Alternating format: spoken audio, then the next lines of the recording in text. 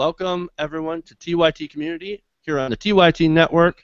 The show, of course, paneled by members and fans of the Young Turks. I'm your host, Jeff Waldorf. I'm joined, of course, here by my rowdy friends, Jordan French, Stephen Buckley, and Sean Fitzgerald. And tonight's special guest, Lisa Ferguson, co-host of TYT University. Hi, thanks for having me. Thank you for joining us. Of course, my pleasure. Well, we really appreciate having you. So we've got a lot of great stories to share with you guys. So let's just jump right into it with a discussion on some student loans. Now, there's some depressing news for students, specifically those that have taken out student loans to go to school. Student debt has hit an all-time high and is now the second largest source of personal debt in the United States. Now, for some of the details, I actually want to go to Senator Elizabeth Warren, who spoke about this in the Senate earlier this month. Let's take a look at that. Student loan debt is exploding, and it threatens the stability of our young people and the future of our economy. Outstanding student loan debt now totals $1.2 trillion, and each year students are taking on more and more and more debt. And from 2004 to 2012, the average student loan balance increased by 70%. Congress set interest rates on student loans at artificially high interest rates that generate extra money for the government. The GAO recently projected that the government will bring in $66 billion just on the slice of student loans from 2007 to 2012. Those are the kinds of profits that would make a Fortune 500 CEO proud. We should cut those interest rates, and we should cut those government profits. We should give our young people a break and boost our economy. So $1.2 trillion in debt. Now the government making a profit, and students are ultimately left with a mountain of bills. Now that's a big problem.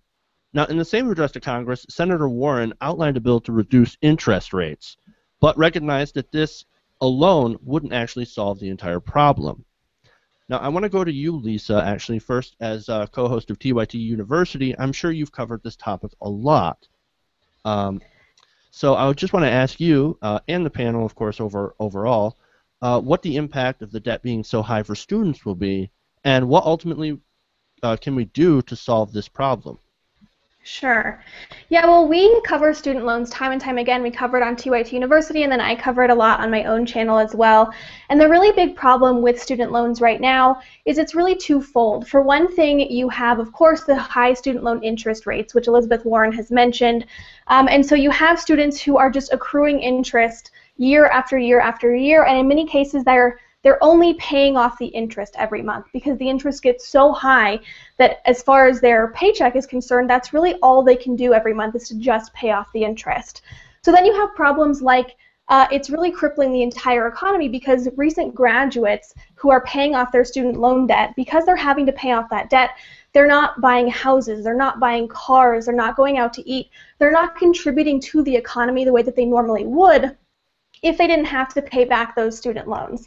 And the second part of this is that it doesn't just have to do with student loans, it has to do with the reason that we have to take out those loans in the first place, and that is the increasing cost of higher education. Right now, a lot of states in particular tend to cut money from higher education before they cut money for a lot of the other budget necessities within the state. And so in turn, then those state institutions have to keep increasing tuition. So it's really a twofold problem that we're seeing both on the part of the state budgets and then on the part of the federal government, which is increasing student loan rates. And like Elizabeth Warren mentioned, they're making huge profits off of this. Now, I did a little bit of a kind of a mini documentary on my own channel about this, talking about how the government made just last year, I think it was $43 billion in profit off of student loans. That was more than any company in the entire world made in that year, except I believe Apple and Exxon.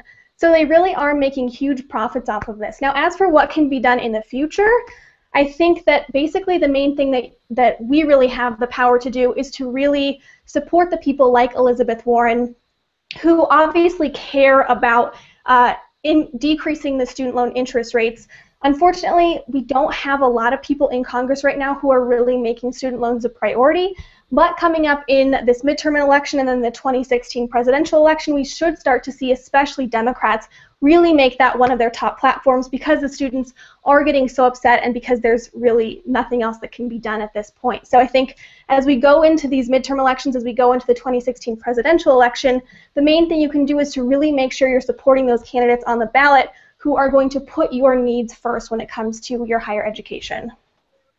Absolutely, absolutely. I love that. Stephen, let's go to you. Well, I mean, here in the UK, it's not as bad for students. I mean, a couple of years ago, they tripled the amount that students have to pay in terms of tuition fees. It went from £3,000 to £9,000. On average, for a 3-year university course, they're looking at about $40,000 in total. I myself, because I've done a master's degree and I'm doing a PhD, once I finish my PhD, I'm going to end up with about $85,000 worth that I would have paid. Now, I'm fortunate enough to be able to pay my own way through my master's and PhD, but I've still got all of my initial undergrad degree left to pay. And another difference between the UK and the US is that when we get a loan, for our student loans, we get it directly from the government. It's not the government giving money to banks, then lending it to students. We get it directly from the government. So the interest rate is relatively low, and it's quite competitive. It's certainly cheaper than going to seek it from a bank independently. So we don't have any huge problems. But the fact, as Lisa was saying, that the fact we have students paying for higher education, it means that, and they're having these loans burdened on them, is that they're not able to fully contribute to society. I think it was Noam Chomsky said, they're not trying to look at solving the world's problems. They're just trying to look to solve their own problems once they finish education. Here in the UK in 2009, about 54% of students who had taken out loans weren't in the position of being able to repay them once they'd left university. So it's just ridiculous. I think it's in Finland, all the higher education is free there. If you're doing a master's degree or a PhD, the government will pay you slightly above minimum wage there to carry on in higher education, which, like, that would blow Americans' minds, that the government would pay people to stay in education. But that's how you get the best scientists, and that's how you create new industries, and that's how you further your entire country's economic progress. Yeah, I think here in America we're not really worried about, scientists, when so many people here in America distrust science. But let's go to you, Jordan. What do you think about this whole thing? This is just another reason why I feel so disappointed about my 2008 vote.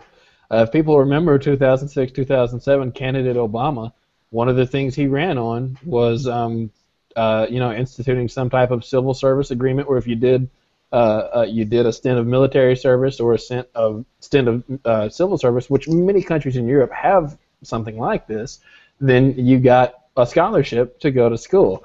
And of course, that was just one more, liberal promise that never materialized from him. And it sucks, man, because like there's sort of like where I grew up, there sort of is a culture of that. Growing up in a pretty religious Baptist home, like the thing is, when you get out of high school, you're almost expected to go on like a mission trip or go, do some kind of service project, go help out, go work at a camp or something like that.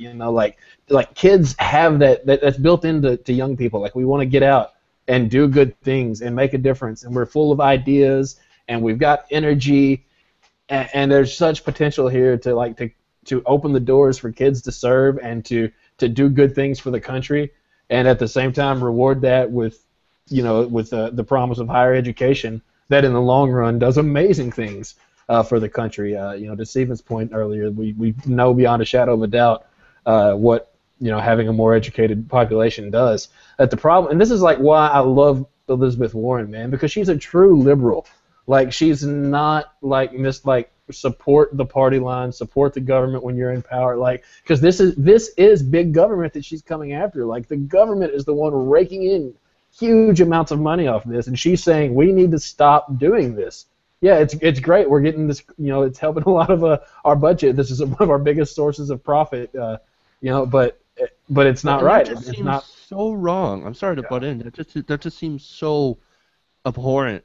How we won't raise taxes on say millionaires and billionaires, but that's okay. We're going to extract it out of our students in order to balance our budgets. That's insane. Yeah. All right, do you want to finish your point, Jordan, or should we go to Sean? We should never go to Sean, but I'm done. Okay.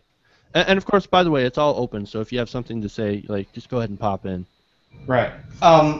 There's like one thing that we're not addressing, and that's that it's too easy for these kids to borrow this money, and that incentivizes the colleges to raise tuition. Like, you see all these schools like building rock walls, full gyms, Olympic-sized swimming pools, like all this stuff, and then they send you an email like 2 weeks later, and they're like, "Oh, by the way, your tuition just tripled." Like, it should not be this easy for a kid to borrow $200,000 in order to go get a degree in sociology. And the degrees should cost different amounts. It just doesn't make any economic sense. Why do engineering credits typically cost the same amount as social science credits when those two degrees don't get you the same kinds of jobs? Actually, liberal arts majors tend to make more money than people who major in trade majors. Agree to disagree. No, it's a fact. You can't agree to disagree on it.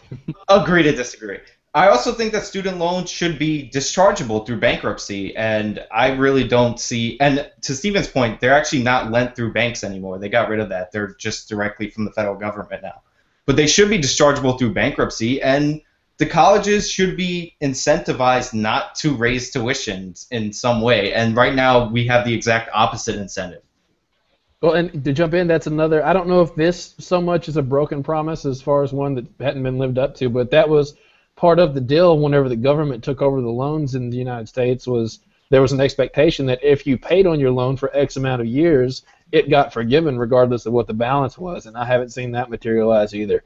So it seems like the government's getting the good end of the deal for them by taking over the loans, and it's not being passed on to the people like it was when the deal was made. It's supposedly 120 consecutive months, which is 10 years, I think. I don't know. Mm-hmm.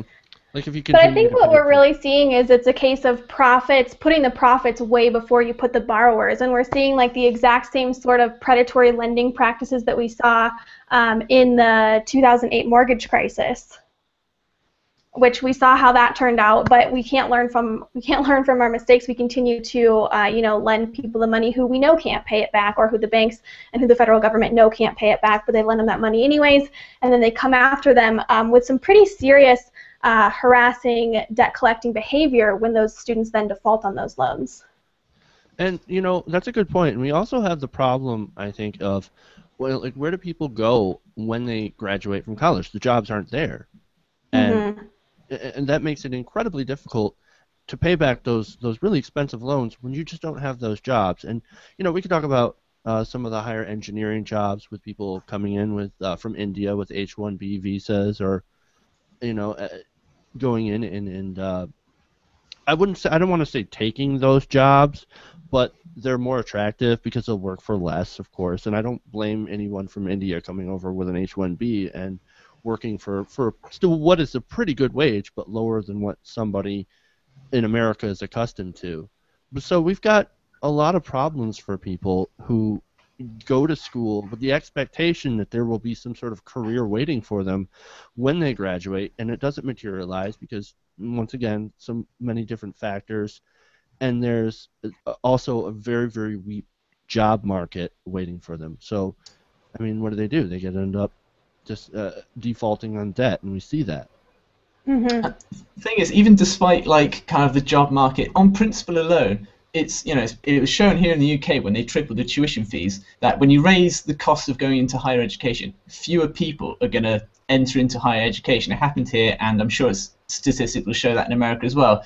And on principle alone, do you want the richest people being able to go to university, or do you want the smartest people? And on principle alone, whether they're able to get jobs at the end of it or not, that's beside the point. Do you want the smartest people getting a higher education? Of course you do, because they're the ones who are going to be able to make the most out of it. So the whole I can understand there being some minimal tuition fees. You can't have, Finland's managed to find a way to do it, but I think in America that sort of system wouldn't work. But the very idea that you've got to pay, in some cases, if you're going to law school or medical school, certainly, hundreds of thousands of dollars that you're going to have to pay back, it means that you're not going to have as many trained doctors or as trained lawyers.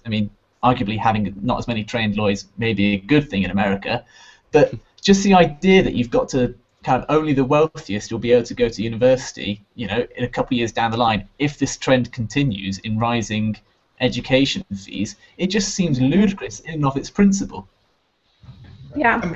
Well, and touching off that really quickly, in the last 30 years, the cost of tuition for college has gone up by 1,120%, which is an insane amount, because when you compare that to like the consumer price index, that only went up by around 200 or 400% in the same amount of time. And then not only do you have that amount increasing by huge percentages, but you also have it increasing in huge percentages comparatively to the average income. And right now, with the average income being about $51,000 a year in America, the average cost of college tuition is about 45% of the average income. So when you think of an average family who's supporting, maybe 2 or 3 kids, who's having to pay for a mortgage and a car and food for everyone, there's no way they're going to be able to set aside 45% of their income to put their kids through college. Right. And to build on your earlier point, Lisa, about predatory lending, it's important to remember where predatory lending comes from. If I'm a normal bank functioning under like market circumstances and I lend you money and you can't afford to pay it back, I'm out of that money. But the government guarantees that you can't go bankrupt. They guarantee the loan in general. So predatory lending is incentivized in the system that we've created. And I think that's probably the biggest driver of tuition, in my opinion. Which is right. And Sean is, of course, going to try and win on this issue, as usual. But, okay, so I want to kind of wrap up the segment and ask Lisa for our closing thoughts. I just want to ask you, is there anything positive to look forward to as a student or as a student borrower? Or is our generation, millennials and younger, are we kind of screwed when it comes to student debt? I mean, is there anything positive to look forward to? It's definitely a scary situation, a scary outlook when you look at it. But I don't like to say that the millennial generation is screwed. And that's something that we hear a lot. We hear like, oh, the millennial generation is really in trouble on a lot of different fronts, just one of them being student loans. But I think the really positive thing that we have to take away from this is that millennials are coming to power. Because of our age, it's pretty soon going to be us who are taking the roles in Congress and who are running for president and who are running for our state elected representatives. And so we do have the power to change this. We're not just screwed. It doesn't have to be this way. We can, not only can we support the people who are running for Congress and who are running for office, who will support better policies regarding student loans and higher education, but we can also run for those offices ourselves and support those different policy changes. And so I think if you take away anything from this, don't be discouraged, only be empowered. That if somebody else is screwing around and isn't going to change it, then take it upon yourselves to be the one to really make the change happen. All right, thank you. That's definitely excellent advice. All right, so we move on to our next topic. We're going to go a little bit more fun and talk about the failed American Spring. That should be fun. Now, last week, 10 to 30 million patriots, minus about 29,999,500 or so, I'm not quite exact on the numbers, converged on Washington for the ultimate throw-out-the-bums extravaganza. The event, dubbed Operation American Spring, was supposed to be the event to take back the White House from our communist, Nazi, Kenyan, socialist, Muslim, unelected, yet somehow elected twice by popular margin, liar-in-chief. Did I mention Benghazi? Anyone? Anyway, it was an absolute failure, much to the delight of everyone here. Not because we hate protest, mind you, but because you have elections and primaries. And when you lose those, you sort of have to suck it up and move on. Maybe run better candidates. Not throw fits and repeated failed rallies in order to get your way. Anyway, Glenn Beck, strangely enough, also mocked the paltry turnout on his website, The Blaze, which in turn angered a lot of his patriot followers. For more on that, I go to Stephen Buckley, our Twitter provocateur. Take it away, Stephen. Yeah, so as Jeff said, the organisers of this Operation American Spring, they said, oh, we're going to have 10 million, 30 million people maybe turn up to this event. And it only turned up to me, maybe at maximum, people were saying 1,000 people. People on the ground when interviewed, they said, yeah, it's only a couple hundred people. They were saying, oh, the weather was quite bad. Some people said they were going to come, but then they went to go help support Clive and Bundy. People are still apparently supporting him. But yeah, on the Blaze, their reporter described it as only millions short of the projected turnout, featuring only a few dozen protesters, and as having failed incredibly. Now, of course, it's mainly the people who, watch the Blaze and that entire entertainment network that the sort of people that turn up to these events. So they felt personally insulted that the Blaze would turn on their, what they would consider patriotism, at least.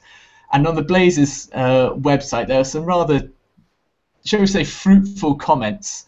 Many people saying, "Oh, I didn't turn up because the word spring, it sounded a bit Muslim-y," and all of those sort of connotations. Some of my favourite comments that they had. One, Defend Constitution, said, "I also am very disappointed with the Blaze. I have given Glenn Beck a lot of money because I thought he and the Blaze were on the side of patriots." Well, that's arguable. Demonic chimed in with, "Why doesn't little Becky boy pony up the cash and send all of us to DC? Oh, that's right, because he's a government shill." Again, that's a rather contentious point that I think most of us wouldn't agree with. Big Bear Awake. Now, for most of these comments, I'm having to alter the grammar somewhat because these aren't necessarily the best spellers in the world. Whereas, "Fuck the Blaze, don't knock it if you can't get behind it. I dropped my account. Here's all the cable money now. He don't need ours anymore. Thanks for nothing, Beck." And then finally, T-Believer, a fairly appropriate name, I think, for this. "It's official. Gleb Beck has gone to the dark side. He turned on Clive Bundy. Now he turned on the Tea Party." So obviously, in reference to that final comment, a couple of weeks ago, Glenn Beck, he did slightly turn on Clive and Bundy, saying his supporters, they're anti-patriots, they shouldn't be wielding guns and threatening federal agents. So that riled up his base somewhat. And then these comments mocking his base even more kind of pissed off his base even more so. And just to give you some statistics on the website, because many people think, oh, it's a Blaze, it's fringe politics, not that many people watch it. The website itself receives over 20 million unique hits a month. Its global ranking on the internet in terms of hits is 552. Its US ranking is 129. So it's still a pretty popular website. You certainly can't knock its numbers in its entirety. And then just some other interesting facts. Yeah, and then just some other interesting facts about the website's audience in comparison to the general internet population. More females visit the website. More people with no college education and more people with only a tiny bit of college education frequent the site, and I don't think that's a huge surprise. Shocker! Less people with a graduate degree frequent the site, no surprise. And then the one that I found worrying the most is that of the location where people accessed the website, compared to the rest of the internet population, more people were accessing it from a school or educational location, public library or something. And if kids are accessing the Blaze in their school, that's not going to be doing their education any good. But my real question is that, do you think Glenn Beck, one, was he smart in saying these things, kind of mocking his base in both instances, in as far as surely he knows he's going to lose some of his supporters, and also, do you guys think that he doesn't necessarily care about his base, and he is who he is. He's going to do you, and he's going to say what he genuinely thinks. Jeff? I think it's maybe a little bit of both. It's not like it's not like this is the first time he's come out against his base.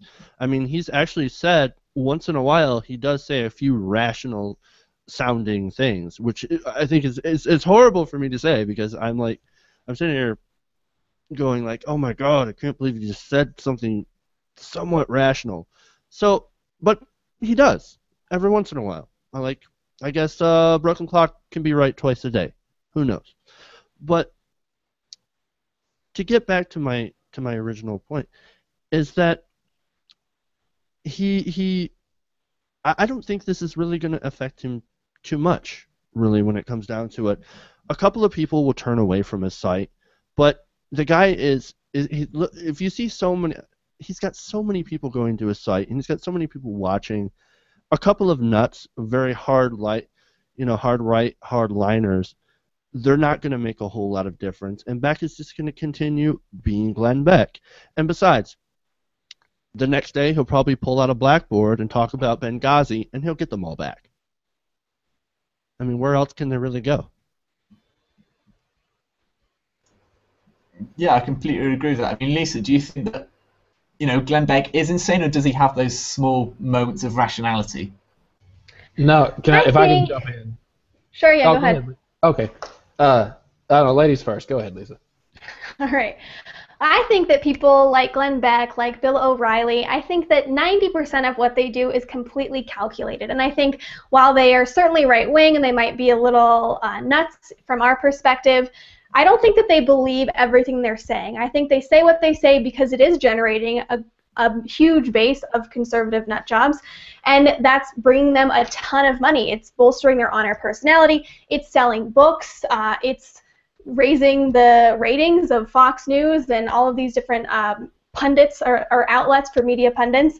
So I think that while he certainly has views that a lot of people don't agree with, I don't necessarily think that he believes everything he says. I think that what he does is well calculated, and he does it to gain an audience base. And in this case, even when he defies his base, it's for publicity, and he's certainly getting it. Oh, I'm so glad I let Lisa go first. I let Lisa like I'm in charge.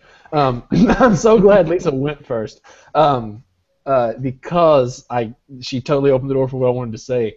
Not like she's totally right, by the way. Yeah, this is all calculated on his part, but it's especially true with Glenn Beck. All these guys, Bill O'Reilly, like she said, Rush Limbaugh, they're all playing characters on TV, and their audience is too dumb to realize it. But like she said, they are coming from a place of like they're just kind of blowing up what they really do believe. Glenn Beck is a straight up actor. I don't know that he's even conservative, personally. He may be.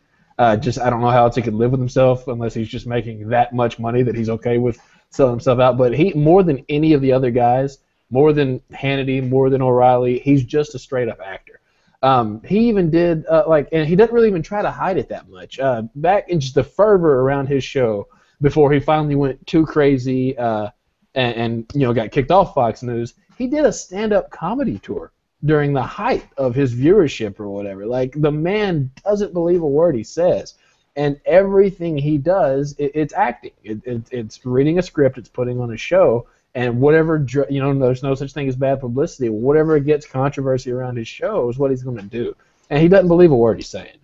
So, I do kind of agree with it. O'Reilly, he seems to believe at least 70% of what he's saying, and certainly Sean Hannity, he believes every single idiotic thing that comes out of his mouth. But with Beck, it's almost as if he's a Stephen Colbert-like character run amok. Like, he took that character and then he just went down crazy lane and thought, this is going to be really successful for me. The money started coming in, and now he's maybe just thinking, shit, I'm kind of boxed in here, I'm going to keep on going.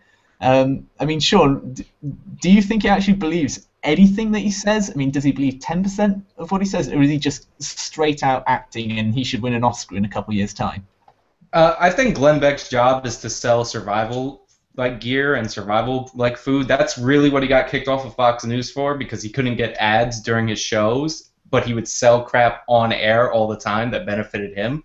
He is an actor, and I don't know how much of what he says that he actually believes in, but I also don't think that this quote-unquote boycott or going against his base is going to affect him in any negative way. How many TYT videos do we go into the comment section and see people, I unsubscribe, I'm boycotting, I'm done with this show? Like, that doesn't mean anything. He made a calculated risk to not endorse people who carry guns and said racist things, and if his base got a little mad at him, then they'll get over it in like a week. He has 20 million unique visitors. That's amazing. Like, I'm shocked. He has a paid subscriber service that he got like 250,000 subscribers in like 3 days. That's fucking amazing to me. All he does is sell gold, and he doesn't even sell like gold bullion. He sells costume gold, overpriced gold, collector's item gold. He sells the wrong kind of gold to hedge against inflation. He sells freaking survival backpacks for the zombie apocalypse, which, by the way, is coming. But Like, it's amazing to me that he's nobody figures out that he's an actor.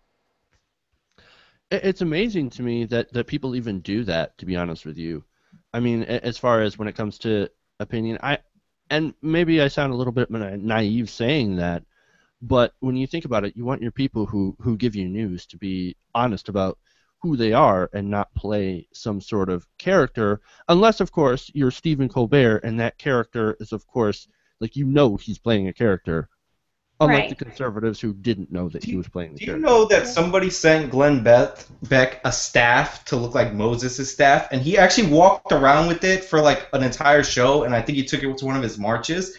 Any human person who carries around Moses' staff is either not in their right mind, or they're an actor, or they're just fucking with you. Like, that's something I might do if I was really drunk. But the sad part is this is our mainstream news. Like, these are the people that millions of Americans are relying on to receive their daily information. Like you were saying earlier, like, this isn't Stephen Colbert who's on Comedy Central, who's obviously playing a character and who's obviously doing it for our entertainment. These people are entertainers masquerading as truth tellers. And I always just feel like there's a special place in hell for people like Glenn Beck, because it's one thing if you actually believe what you were saying. Even though he would be crazy, if he really believed it, I might be able to catch him a break, because I'd be like, well, hey, the guy's crazy, but he really believes what he's saying, and he's trying to, you know, spread this message that he truly believes in. But the fact that he doesn't even believe it, and he's clearly just out to make a penny off of anything and everything that he does, which includes, you know, lying to and manipulating masses of the American public, I really just feel like there's a really special place in hell for people like that. Yeah, it's that infotainment industry that we've kind of built around news. Mm-hmm. News is no longer about informing people, but about who can get the most eyes watching them. I mean, that's sort of a problem, because, you know, in order to have a good democracy, or in our case, constitutional republic, if you're going to get all technical on me, people, in the comments, because I know somebody would, and if they didn't get on me in the comments, Sean would. But you have to have an informed populace. And you have to have good sources of news who are actually honest.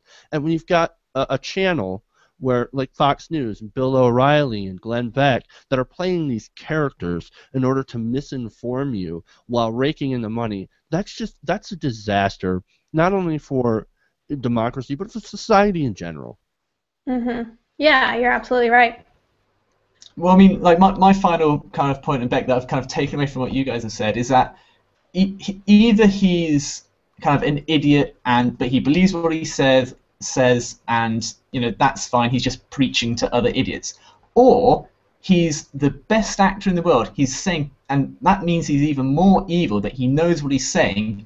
But, and I think maybe all of us would probably agree, there's a small part of us thinking, shit, he's been smart. He's played so many people for fools. You've got to give him a bit of credit for being able to pull the wool over so many people's eyes, and to make money hand over fist while doing it.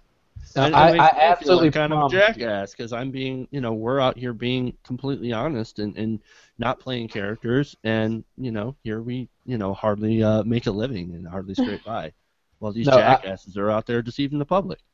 I promise you, if Glenn Beck could make more money playing the liberal counterpart to what he does, he would be doing it.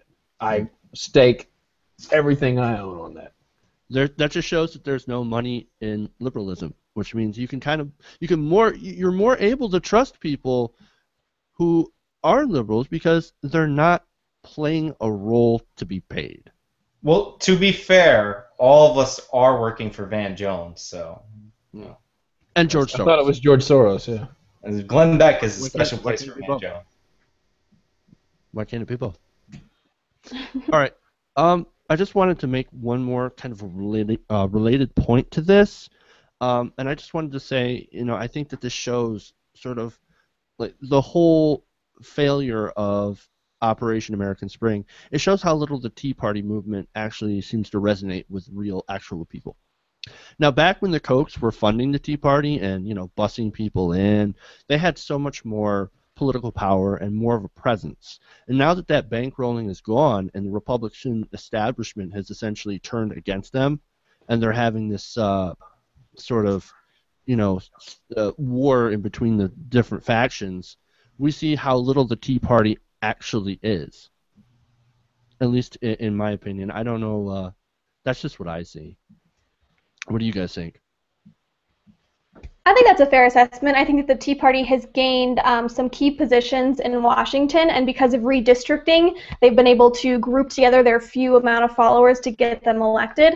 But I agree. I think that when you poll the American public, people tend to not side with the Tea Party. Well, I love. There's just a delicious irony here, and that's an excellent point, Lisa.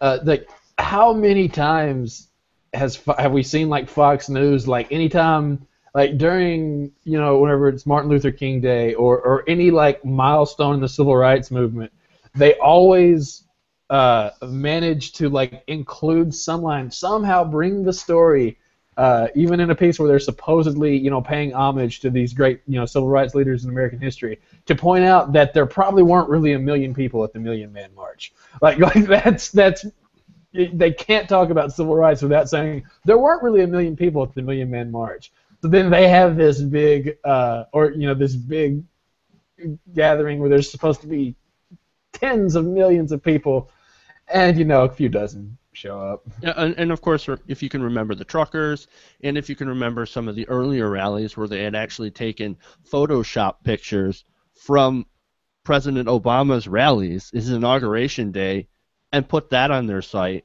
and like, look at the crowds the Tea Party and Republicans got. Isn't that amazing? The American people's with us. We have a mandate. No, they did You that. got They did reelected, that. but you don't have a mandate. They did that with Glenn Beck's thing. They spliced in his crowd from his crazy 9/12 march into like a Michelle Bachmann healthcare rally or something like that. It's irritating. Oh, but can we also, like, I don't know if Stephen read this comment or not, but one reason why people didn't show up to this supposedly was that it sounded too Muslim-y, because it's Operation American Spring, meaning the inclusion of the word spring now is like secret Muslim propaganda. Because if there's anything Muslims do, it's they start rallies with the word operation. That's not American at all. And then and it's also just another example of like them not understanding historical context, because like the Arab Spring gets its name from the spring of 89 to 91, whenever the Soviet bloc countries fell and became democracies, and they borrowed that language to describe what was going on in the Middle East, right or wrong. And it's just like so there's this glory, everything they give credit to Reagan for now is too Muslim-y. So that's this. There's tons of irony in this whole situation. All right, and I think we'll end this segment on that and head over to Arkansas. Now, last year, Arkansas passed its voter ID laws into effect, making official the policy of having to present a valid photo ID in order to vote. Now, this, of course, could be a driver's license, a state-sanctioned ID, gun license, etc. Basically, any type of pre-approved photo ID. We here on TYT Community, of course, went over some of the problems when it comes to getting some of these voter IDs, especially for people who are elderly or poor or have limited mobility, transportation, etc.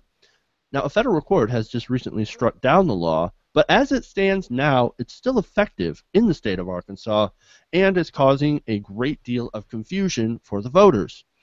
And, ironically, even to one of the proponents of this law. For more of those details, I turn to Arkansas resident and native Jordan French to give us some of the details. Jordan, take it away, sir. So, again, we want to talk about delicious irony. This story is just chock full of it in so many ways.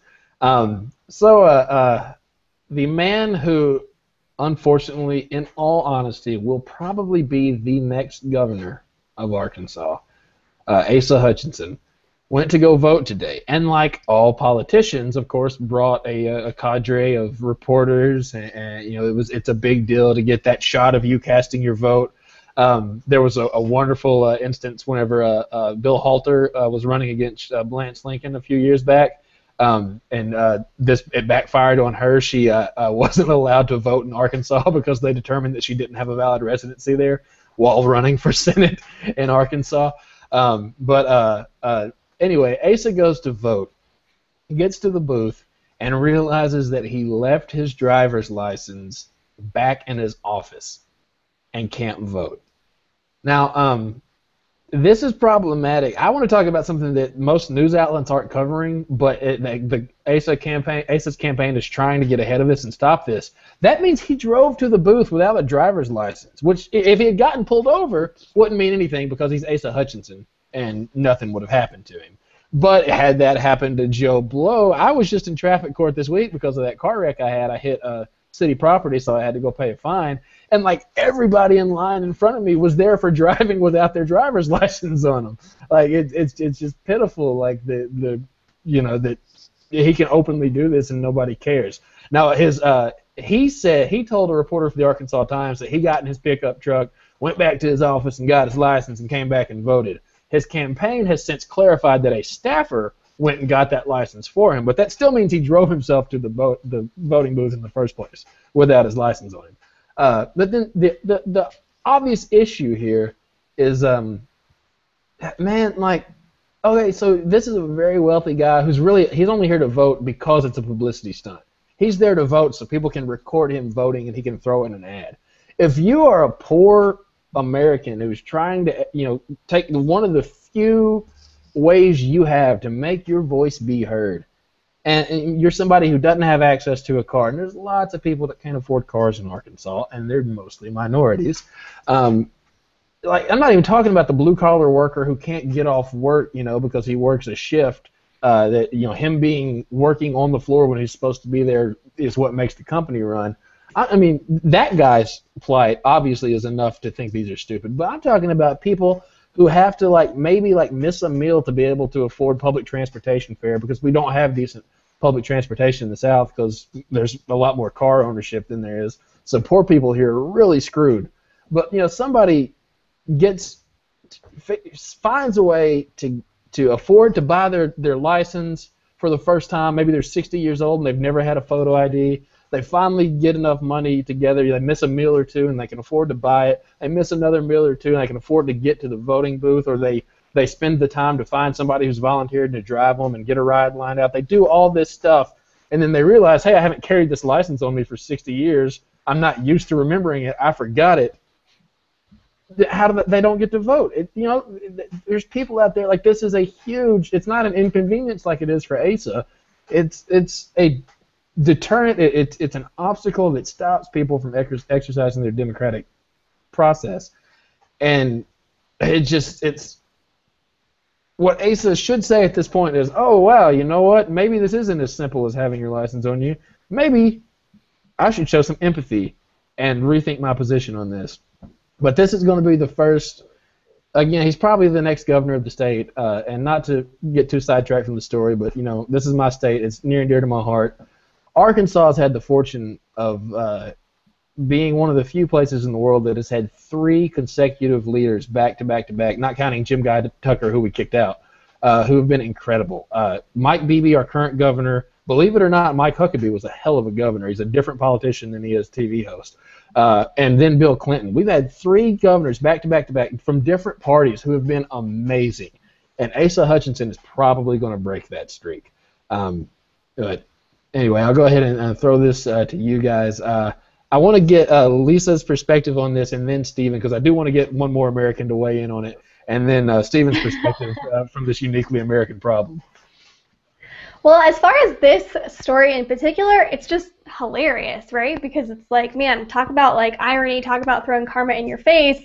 Here we have somebody who has staunchly been supporting these voter ID laws, and then here it backfires right in his face. But like you were mentioning, it really is too bad that instead of showing some humility and some empathy and some intelligence to say, wow, maybe I really was in the wrong, maybe we should rethink this, he just says oh, well, not a big deal, just had a staff forget it, no problem, voted anyways, y'all should still vote with your IDs, and we're not really going to try to change the law. But the problem with it's really the voter ID laws in combination with the redistricting laws that both are just thinly veiled attempts at preventing Democrats from voting. Because like you mentioned, the people who this affects the most are people who are poor, people who are minorities, people who are elderly. in short, people who tend to vote Democratic when it comes to the ballot. So really, these are all laws that are being pushed through by Republicans in an attempt to get more Republicans elected and to prevent Democrats from voting. So that's the whole reason that these laws are such big problems in the first place. Yeah, I mean, exactly what Lisa said. It's a case of this guy going, oh, like, I'm really in favour of this law. But it's going to affect me?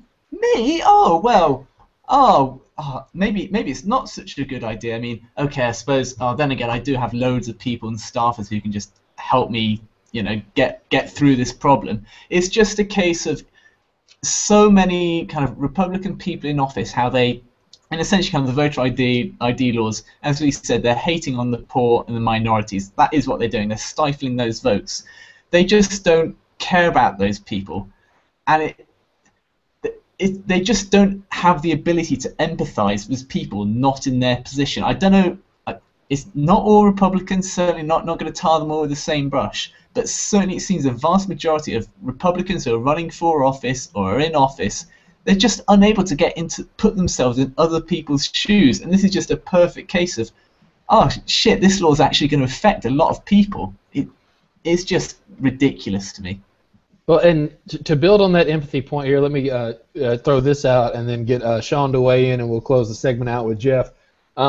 Here's his response. So he has this golden opportunity to show empathy, which, you know, to his base is probably a weakness. You know, empathy equals weakness.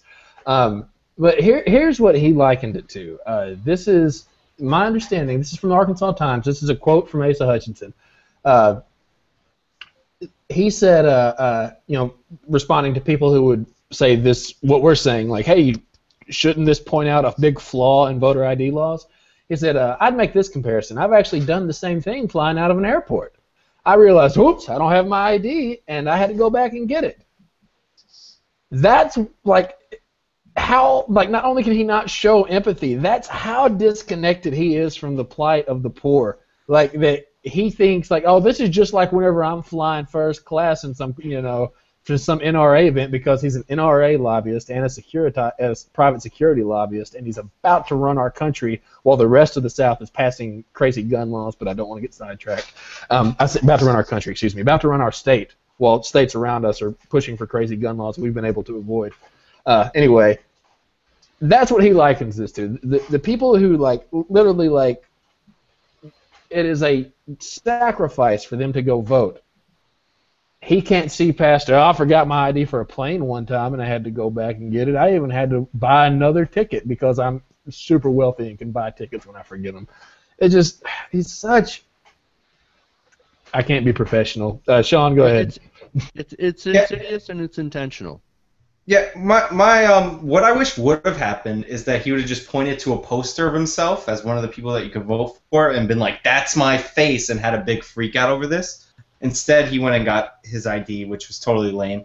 Well, he can't do that, Sean, because in America it's illegal to have posters of candidates within X amount of feet of a voting booth. You could have had one on him. Politicians are self-absorbed. But the other issue is he didn't have his gun permit on him, and I don't know what kind of conservative walks around without their gun permit 24/7, so he should have brought that with him as his valid ID. So I think they should dismiss him based on that. And the third point I want to make is an actually serious point, is that the problem with voter ID laws is that they sound reasonable when you just hear them and you don't think about them. Everybody on the panel who has an ID is like, I got an ID, it wasn't that difficult. But the thing is that these laws are super sinister for, like, anybody watching, because if you have a student ID, you might think that's a perfectly adequate ID, but those are excluded.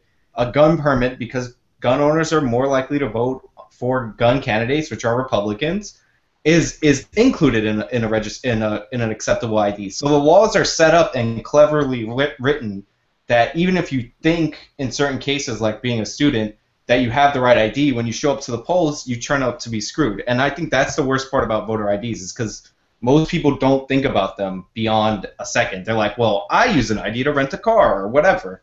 Why not vote? Well, let me jump in before Jeff does. I do want to clear up one thing to get ahead of the stupid commenters. There is no gun permit in Arkansas. You own a gun without a permit here. What you do have to have a permit for is your concealed carry license, which is a government issued, not a federal government, a state government issued photo ID, and that's why it works. Whereas a student ID is not a government issued ID, but a concealed carry license. Same thing, though. Say what? Student ID from a state school should be the same thing, though. Well, but if you don't go to a state school, I didn't go to a state school. And that's another way that it, of course, targets certain people. Yeah, so I'm not arguing that it doesn't play out the way Sean said. I just don't know that there was quite that much conniving behind it. I think it's just the fact that a concealed carry license is a government-issued photo ID. Right. Does anybody have anything to add before I do my closing thoughts? Okay. All right, that's a go. So I want to build on what Sean was saying and just add in that, yeah, laws like voter ID, they do sound sensible when you hear about it. But you realize when you look into it that they're not. It's a good way to disenfranchise people from voting. Because the fact is, when most people vote, Republicans lose. Now, in 2010, Democrats got shellacked by the Tea Party. Not because the Tea Party outnumbers us or they have like fantastic ideas. It's because the Democrats didn't excite people enough to vote. There was a real sort of throw the bums out mentality on the right. And some apathy, major apathy on the left. Most liberals stayed home. They didn't vote. And of course, midterms are never really exciting to liberals anyway, but nonetheless, they're still super important. And this is one reason you see a lot of these voter ID laws come into effect around big elections as well as midterms, because simply the point is they simply just don't want you to vote. Because when you vote, they lose, and they know it. Well said, sir. Thank you, Amen. Lisa. Vote Mike Ross, Arkansas Governor 2014. There you go. Vote Mark Schauer, Governor of Michigan, 2014. Vote for that biker guy, Governor of Idaho. All right. So we're going to go on to our next story. We're going to go into Chipotle. We're going to have a nice visit to Chipotle here. Now, after a demonstration by the pro-gun group Open Carry Texas, Chipotle's restaurants have asked its customers to leave the guns outside and out of sight. A petition by Moms Demand Action and a social media campaign convinced Chipotle to ban open carry of rifles, which is legal in Texas, yet handguns, of course, are not legal to open carry in Texas, a fact that I find interesting. We've actually got a picture of the demonstration here, or at least a couple of people involved in the demonstration. Let me show you that. I don't know about you guys, but I feel safer with those guys around. They look well trained. I think Chipotle made a big mistake. That guy's obviously a lifetime customer. So, look, I feel safer with those guys watching my back because you never know. Those burritos could give you indigestion. And you know what they say, right? The only thing that can stop a bad guy with a burrito is a good guy with a gun. Oh. I know. Anyway, Open Carry Texas was, of course, quite disappointed in Chipotle's dinner disarmament.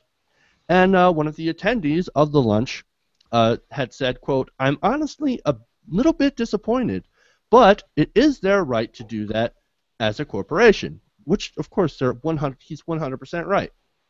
Now he continues, "I don't think they would have done that if it would not have been for Moms Against Action, which they pretty much bombarded Facebook and Twitter with things like that." Now he also noted, and I was reading that verbatim, by the way, so if it sounded a little off, that's because I'm directly quoting the guy. He also noted, of course, that the staff were friendly and welcoming. You know, like every server is trained to be. He also says, quote, "We got there and nobody gave us any strange looks or asked us why we were there." Now, I have a couple of thoughts on that. One, you don't really go into a Chipotle's unless you plan on eating. Two, you don't ask a heavily armed group of men what they're doing. You shut the fuck up, you eat your taquito, and hope that none of them shoot you. Now, the conservative website, The Daily Caller, had its own opinions, writing that, quote, if some lunatic sees this news and decides that Chipotle is a nice safe place to shoot a bunch of people without anybody shooting back, let's all be sure to congratulate Moms Demand Action, because as everybody knows, guns make people less safe, except in certain places for some reason. And of course, on this article, they show a picture of the White House, because we all know that every American gets at least 30 death threats a day, just like Barack Obama. What do you guys think? Oh, please, please, please let me get in first, because we all know this is my bread Jordan, and go butter ahead here. and show off your open carry. Well, first off, Arkansas is only questionably an open carry state, and I don't believe in open carry anyway, because the whole purpose, we've talked about this on the show, the whole purpose of concealed carry is that you don't know who's carrying a gun, and therefore it deters crime, because you never know who can stop you. Open carry says, I'm the target, take me out first, and then you get another gun to shoot people with. So the open carry is just stupid. I don't know why people fight for it. That said, I want to talk about some of the things that news media outlets have been quoted and point out the absurdity of this here. So I've got my 50 Beowulf AR-15. It's AR-15 lower chambered and 50 caliber Beowulf. And one of the things here is that Chipotle said, hey, don't carry your loaded guns into our store. We're fine with you carrying the guns. Don't carry loaded guns in, And one of the members was quoted as saying, no names given, but there were a few AR-15s there. The rifles were loaded. There's no reason to carry an unloaded weapon. It wouldn't do any good. So I want to point out, this weapon now is unloaded. This weapon's loaded now. If you're in a situation where you don't have enough time to do that, to where this doesn't do you any good, then you're not in a situation where having a gun is going to help you in the first place, because it's already too late. It's just plain stupidity. It's not looking at statistics and knowing that more people get shot with accidental discharges because they're carrying around in the pipe instead of practicing gun safety and operating off these hypothetical situations. And I know I'm beating a dead horse. We've talked about this multiple times. But I just got to point it out to my fellow gun owners there. If you can't operate the gun safely or carry the weapon safely, then the weapon's not going to help you. Period. Then the other things I want to kind of point out here, the Daily Caller thing about you hear that, you see this all the time. I probably see it more than you guys do, because I kind of run in gun circles.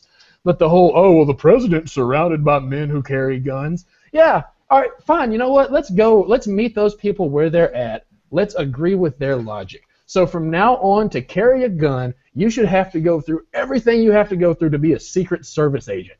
That means years of training, most rigorous background checks known to man. The government knows exactly who you are and where you are at all times. That's really the standard you want to compare your gun ownership to? I don't think so. So shut up and quit making that stupid comparison. That Daily Caller article is abhorrent. That is to say, it's a Daily Caller article, because it goes from saying, hey, we disagree about what role guns play in society and whether or not an armed populace is a good thing, which is a perfectly intellectual conversation to have. You guys know I probably disagree with most of you on that, except for Jeff. But then they go from that to, we are rooting for something horrible to happen to you, so we can sit around and go, na na na boo boo, your kid got shot. And we've seen it time and time again. Again, this has been a bad show for Arkansas. After last week we had such a great Arkansas show, but there was an Arkansas state senator during the Boston bombing, like while people were locked in their homes and Boston was locked down, tweeted out, "Man, I bet all those liberals in Boston who are cowering in their homes right now wish they had an AR-15." And it's just like, you son of a, like that's what these people, where they're coming from. Now, all that said, I'll get one more point in and I'll shut up and let everybody else talk. I do want to point out there is some hope in this story. And that comes, what's really encouraged me comes specifically from a man by the name of Jerry Michalek, who no one else but me will recognize. But he is probably the most talented shooter in the history of shooters. He is a rock star legend in the gun community. And he's an older gentleman and is still... just is what he can do is just, it's unbelievable. But on his Facebook, he posted this same picture that we showed with the quote, if anybody gets the idea to open carry at a business who has decided to take a neutral stance, please don't. It just makes all of us look bad and gives fuel to gun grabbers. That's a completely reasonable thing to say from someone who makes his living in the gun industry. Like, he is the poster child for the gun industry, and he comes out and says, you know what, guys, maybe this is a bad idea. And I commented and said, Jerry, thank you so much for preaching common sense and not spewing vitriol. And that comment got quite a few likes from his crowd. So there is some hope in this. I think the gun community, at least, some of us are starting to realize, all right, maybe we've gone too far, and backing down from those idiotic positions. Okay, so I just want to point out that you do have enough time to put that clip in the magazine, especially when you have that big guy there as the human shield for the first shots fired. But this story is actually a great example of private property rights and not gun rights for whatever random reason, or not for a random reason, because these guys came in, nobody got hurt, thank God. They ordered their burritos, a lot of burritos, and then they left, and then Chipotle changed their policy. They were like, look, we don't want to hate on your guns or whatever, but we just don't want it in our store. And that is the basis of private property rights. You should be able to decide who comes in and goes out of your store. And it's like if you have the right to protest, if you're a gun owner and you're against this, just think about it like this. You have the right to protest, but if you protest in my living room, I'm going to hit you over the head with something and throw your ass out. Your Second Amendment right doesn't undo Chipotle's right to not have you in the store with a giant gun. And to Jeff's point, the reason certain states have larger weapons as open carry and not pistols is because pistols are concealable and larger weapons are less concealable, if not impossible to conceal. So that's probably the reason for that discrepancy. And my final point is about Mayor Bloomberg's group. Can we just call it Mayor Bloomberg's group? Because it's not Mothers Demand Action. I hate when any group on any side uses family, mothers, or whatever when it's just one rich guy promoting his own agenda. That's it. All right. Okay. Stephen. Okay. Here comes kind of the person from outside the American bubble. First of all, those two men in the picture, they just represent the pure, just the cultural cancer that is kind of the notion that you're able to just take your gun everywhere in America. It's just a sickness, the gun culture in America. It amazes everyone outside of America that two men can just walk into a fast food restaurant just brandishing their guns. It's just ludicrous. It does not amaze people in Switzerland. They just have their guns at home. They don't walk around carrying them everywhere. They don't go shopping with them. Unless it's a shooting festival, then they can bring it with them wherever they want. But that's called a shooting festival. Yeah, precisely. And then the second point kind of goes on to what Sean said. Most of the kind of the right wing, the gun lobby, they're saying, businesses, they should be allowed to do what they want, free market. If they don't want to pay minimum wage, they should be allowed to do that. As soon as a business decides to say, actually, we'd rather not you walk into our store and brandishing your weapons, where you could just start a shootout at any moment if somebody scares you a bit. Oh no, how can a business do that? That's trampling on our Second Amendment rights. They just pick and choose whatever they want to believe in, the Constitution or their economic policy. It's ludicrous. And then my final point is that there's so many people on the right wing, Tea Party darling Joe Walsh, he said it on Twitter, they can ask, doesn't mean you have to comply. And it's like, admittedly, Chipotle can just say, well, they can ask, and they don't have overall kind of final say on whether or not people can walk into their store. But Joe Walsh is basically saying, no, kind of fuck those companies, ignore them. You walk in with their guns proudly, and if someone starts shooting or if someone looks at you funny, you shoot back. You kill loads of people if that sort of event arises. It's just pure madness. Every time you do a gun story, every time the Young Turks do the gun story, the vast majority of certainly their European audience, certainly their Australian audience, will just tearing our kind of hair out, just thinking, why do you like your guns so much? It's just pick up another hobby, take up gardening or something. You don't need your guns. At least you certainly don't need to walk around with them everywhere. Keep them in your homes, fine. Don't take them to your shopping mall. Should we take up RPGs as an alternative hobby? Anything would be better than guns. An RPG. RPGs would be much better. Oh, I thought you meant role-playing games, not... Yeah. Yeah, you're thinking nerd. I'm thinking like shoulder-mounted freaking rockets. Which, you know what? Under their vision of the Second Amendment, I should be able to have. Damn it. Hey, and I would just want to, I know we haven't let Lisa get a word in, but I do want to tell everybody right now, pat yourselves on the back, because we are the only news outlet that has covered this story without calling an AR-15 or an SKS, which is also pictured in that picture photo, an assault rifle. So at least we know what we're speaking about compared to most news outlets. All right. Lisa, go ahead.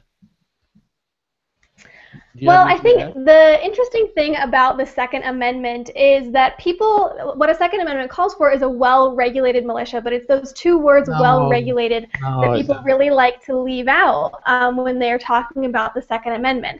And what's happened is that people like the NRA and people who are very pro-gun have swung the conversation so far to the right that anybody who's just trying to come up with a rational solution for the two sides, or anybody who might be anti-gun and who's on the left, has to swing far right of center to even be considered rational. And it's because the NRA and their lobbyists have just swung the conversation so far in the opposite direction.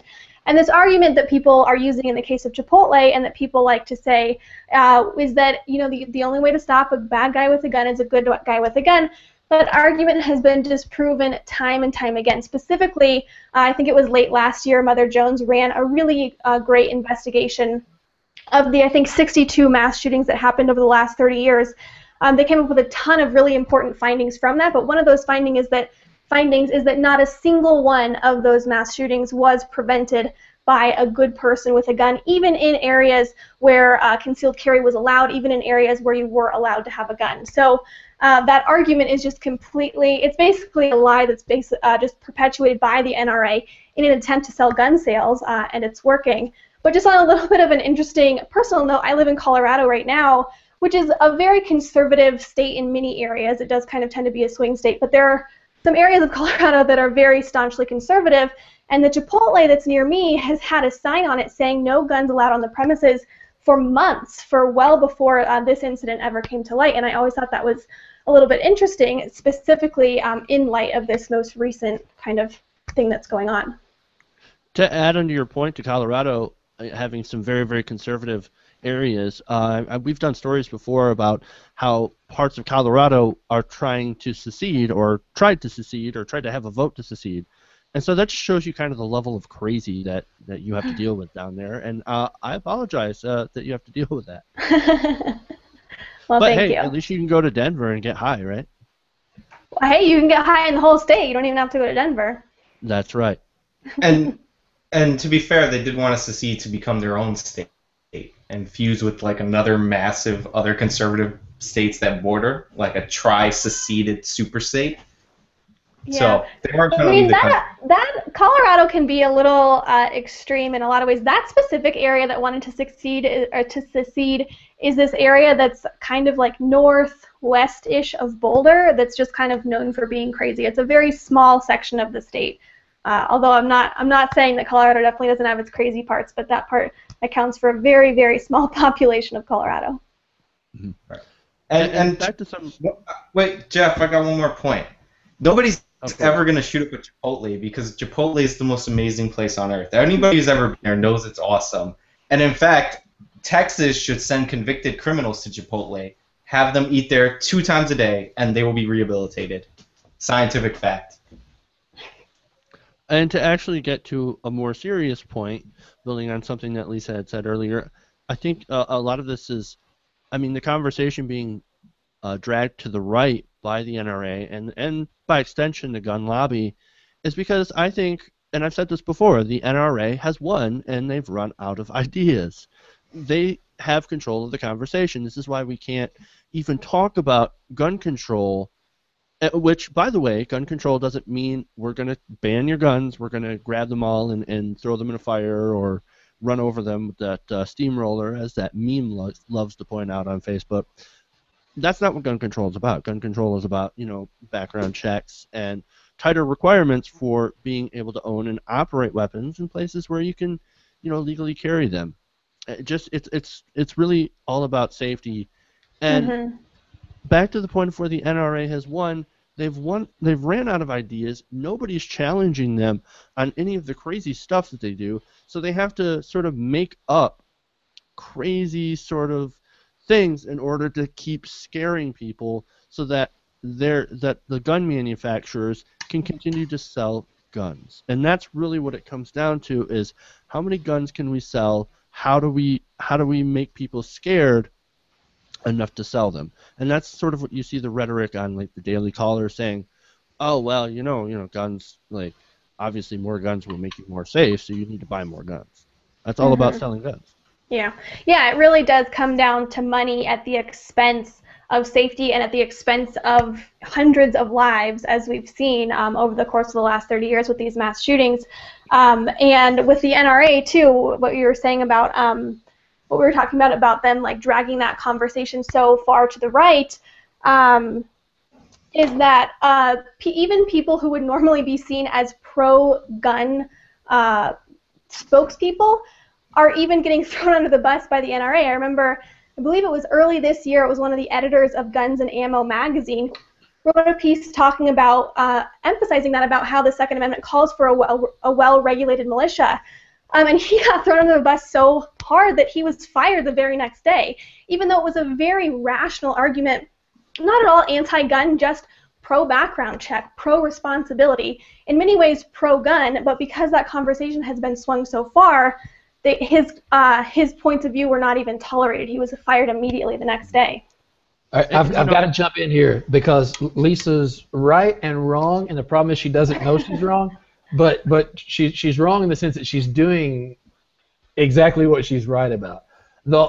Whenever liberals make this argument, and we do it, we come from a good place. That's, in my opinion, what's always set us apart. Like, whenever right-wingers make up stuff in the gun control debate, and whenever left-wingers make up stuff in the gun control debate, I'm always so much more lenient with the left because we're coming from the position of stopping gun violence. And so I feel like even though we may get the facts wrong sometimes, we've got good hearts about it. We're not trying to sell guns. But every time we make that the Second Amendment is about a well-regulated militia argument, we are buying into the narrative that the right wing has set in this country. And what I mean by that is, and we're losing on two issues when we do that. What the Second Amendment is not about having a well-regulated militia or owning guns to be part of a well-regulated militia. It's about having an armed populace so that if you need a well-regulated militia, you can form one out of the populace. And the reason why we needed that was because before World War II, we did not have a standing army in this country, at least in the sense that we're familiar with today. And then with World War II and the advent of the military-industrial complex and a standing army even during times of peace, there's a vacuum. And the way that vacuum was filled was by modifying the Second Amendment then to be more about personal defense and your right to blow a hole in another human being instead of your right to be armed to defend against enemies domestic and abroad. And so whenever we make that argument that the Second Amendment is about being part of a militia, what we're doing is we're perpetuating the military-industrial complex, and we're buying into the narrative that we didn't set. And like I say, we're doing it. We're coming from a good place, but I don't know that we think about it. And again, I know Stephen gets tired of me saying this, but that's exactly what Switzerland does. Switzerland doesn't have a huge standing army, and they don't get invaded all the time because they've got an armed populace that can be militarized if it needs to be, but they don't have crazy gun nuts because they've stuck true to that concept. That we own guns for this reason. This is our right to defend our country. I don't have a right to shoot you because I don't like the way you looked at me, which is kind of how it's gone in America. All right, so let's let Lisa get the final point, the closing thoughts on this, and then we'll move on. Lisa?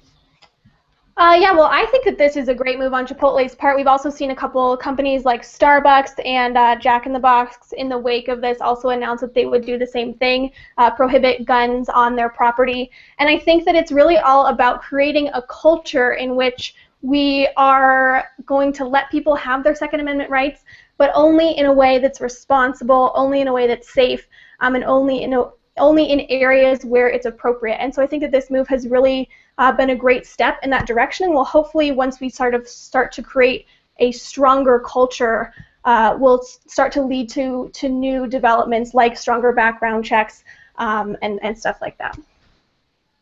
All right, well said. We move on now to from guns to something a little bit more fun, and that's the Wheel of Fortune. Or That is way less fun than guns. only to you, sir. Only to you. You used to Pat work at a Sajak. damn shooting range. Yeah, I know, and you know what? I enjoyed it. I did. Anyway, we move on to the Wheel of Fortune. Pat Sajak. Let me start that again. Pat Sajak, host of the Wheel of Fortune, a show I'm surprised is still around, caused an uproar on the Twitterverse when he tweeted out something a little controversial. He tweeted out, quote, "I now believe global warming alarmists are unpatriotic racists knowingly misleading for their own ends. Good night." Now, of course, Sajak was immediately bombarded on Twitter with some excellent replies. Quote, "On the one hand, 97% of scientists. On the other hand, a guy that got his job because Chuck Woolery came across as too intellectual." And that was tweeted, of course, by Mr. Jolly. Pat Thornton tweets, "Say what you will about Pat Sajak, but that guy works 35 days a year. His logic is sound." Tim Murphy tweets, "Do you suspect vowel play?" I enjoy that one. There was a suggestion for the Wheel of Fortune puzzle, and that has a picture associated with it. Let me show you that. Hold on. There you go. If you guys can see that, I found that rather enjoyable. That's awesome. Yep, I like that. Now, in response, of course, to this criticism, Sajak was like, "Oh, no, hold on, guys, I was joking." Quote, "As most of you know, original tweet was intended to parody the name-calling directed at climate skeptics. Hyperbole. Quote, sometimes it's fun to poke a stick in a hornet's nest just to hear the buzzing. Because, you know, the future of our species makes great parody." Now, I'm going to go to you guys. What do you guys think about this? Are you buying his, "Oh, it's just hyperbole, I'm just poking a little bit of fun" joke? First or of all, does he mean it? Is he some sort of crazy climate denier? Go. well, who knows whether or not he means it or believes it, but I just want to point out that it is fun sometimes to poke a hornet's nest with a stick until they come out, and then it's dangerous. And then you get stung. And that's exactly what happened. Yeah, but obviously too, it was a dumb tweet. It's Twitter, and I didn't think that the guy who hosted Wheel of Fortune was exactly a genius, so I'm not really surprised. That's a good point. Look, if you go back through a lot of his tweets, he's a heavily right-leaning guy politically, and he does tend to make these sort of esoteric, like slightly humorous, one could interpret comments about certain goings-on.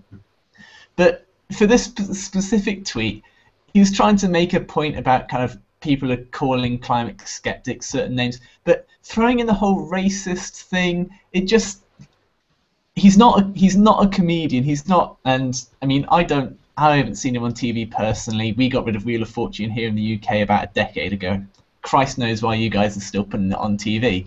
But anyway, well, I'll get into that.